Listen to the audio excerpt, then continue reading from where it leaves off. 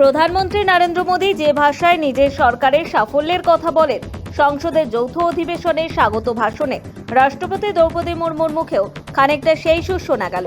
রাষ্ট্রপতি দুই কক্ষের সাংসদদের সামনে বলে গেলেন, ভারতের জনগণ স্থির, স্থায়ী এবং মজবুত সরকার করেছে, যা দেশের উন্নয়নে সহযোগী। लगातार तीसरी बार स्थिर और स्पष्ट बहुमत की सरकार बनाई है। 6 दशक बाद ऐसा हुआ है। ऐसा समय में जो भारत के लोगों की आकांक्षाएं सर्वोच्च स्तर पर है, लोगों ने मेरी सरकार पर लगातार तीसरी बार भरोसा जताया है। দ্রৌপদী মুর্মু বলেন, আসন্ন কেন্দ্রীয় বাজেট দেশের ভবিষ্যৎ দিশা দেখাবে। দেশের অর্থনীতির বিপুল প্রশংসা করে তিনি আরো বলেন, ভারত দ্রুত তৃতীয় বৃহত্তম অর্থনীতির পথে এগিয়ে চলেছে। मेरी सरकार अपने इस कार्यकाल का पहला बजट पेश करने जा रही है। ये बजट सरकार की दूरगामी नीतियों और फ्यूचरिस्टिक विजन का एक प्रभावी दस्तावेज होगा। इस बजट में बड़े आर्थिक और सामाजिक निर्णयों के साथ ही अनेक ऐतिहासिक कदम भी देखने को मिलेंगे। भारत के तेज विकास की जन आकांक्षाओं का पूरा करने के लिए रिफॉर्म्स की गति अब और तेज की जाएगी। রাষ্ট্রপতি এদিন মণিপুর ইস্যু সম্পূর্ণ উপেক্ষা করে দাবি করেন, এই সরকারের আমলে উত্তর পূর্ব ভারতে শান্তি বজায় রাখার উন্নয়নের চেষ্টা চলছে।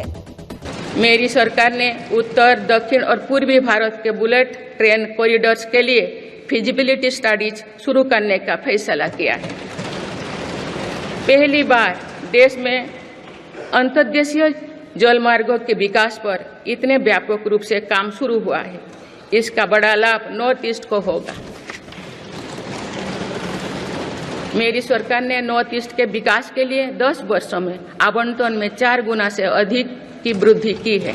नॉर्थ ईस्ट में हर तरह की कनेक्टिविटी का बढ़ाया जा रहा है। शिक्षा, स्वास्थ्य, पर्यटन, रोजगार, हर क्षेत्र में विकास कार्यों को आगे बढ़ाया जा रहा है। मेरी सरकार नॉर्थ ईस्ट में स्थायी शांति के लिए निरंतर काम कर रही है।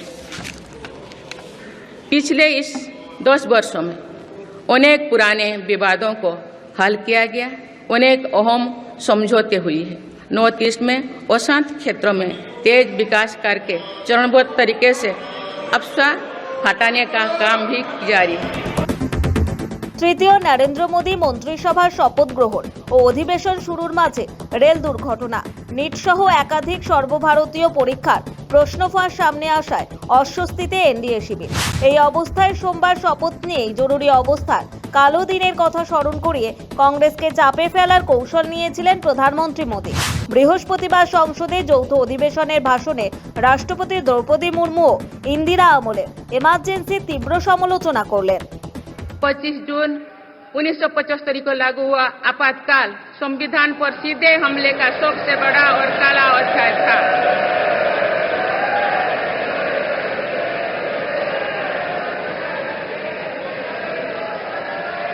तो पूरे देश में हाहाकार मच गया था, लेकिन ऐसी असंवैधानिक ताकतों पर देश ने विजय प्राप्त करके दिखाया, क्योंकि भारत के मूल में गणतंत्र की परंपराएं रही है। শুধু স্থির সরকারের কথাই নয়, এদিন বিরোধীদের মানসিকতা নিয়েও প্রশ্ন তুলেছেন রাষ্ট্রপতি। তিনি নিজের ভাষণে সাফ বলেছেন, অনেক সময় বিরোধপূর্ণ মানসিকতা এবং সংকীর্ণ ব্যক্তিস্বার্থ দেশের উন্নয়নে বাধার কারণ হয়ে দাঁড়াচ্ছে। রাষ্ট্রপতি সাফ বলে দিয়েছেন, এর আগে জোট রাজনীতির যুগে বহু অস্থির সরকার চাইলেও ভালো সংস্কারমূলক পদক্ষেপ করতে পারেনি। তারপরে ভারতের জনগণ অস্থির সরকার থেকে স্থির সরকারের দিকে এগিয়েছে। इस अनुकूल समय का अधिक से अधिक लाभ देश को मिले, ये दायित्व सरकार के साथ साथ संसद के हर सदस्यों का भी होना चाहिए। हम सभी को ये हमेशा ध्यान रखना है कि विकसित भारत का निर्माण देश के हर नागरिक की आकांक्षा है, संकल्प भी है। इस संकल्प की सिद्धि में अवरोध पैदा ना हो, ये हम सभी का दायित्व है, भी कर्तव्य भी है। नीतियों का विरोध और संसदीय कामकाज का विरोध दो भिन्न बातें हैं। এদিন যৌথ অধিবেশনের ভাষণ শুরু করেন নবনির্বাচিত এমপিদের স্বাগত জানিয়ে। একই সঙ্গে নবনির্বাচিত লোকসভা স্পিকার ওম বিড়লাকে শুভেচ্ছা জানান দ্রৌপদী মুর্মু। সংসদে ঢোকার সময় রীতি অনুযায়ী রাষ্ট্রপতি দ্রৌপদী মুর্মুকে স্বাগত জানান উপরাষ্ট্রপতি জগদীপ ধনখড়, স্পিকার ওম বিড়লা, প্রধানমন্ত্রী নরেন্দ্র মোদী, কেন্দ্রীয় স্বরাষ্ট্রমন্ত্রী অমিত শাহ। ব্যুরো রিপোর্ট, সময় কলকাতা।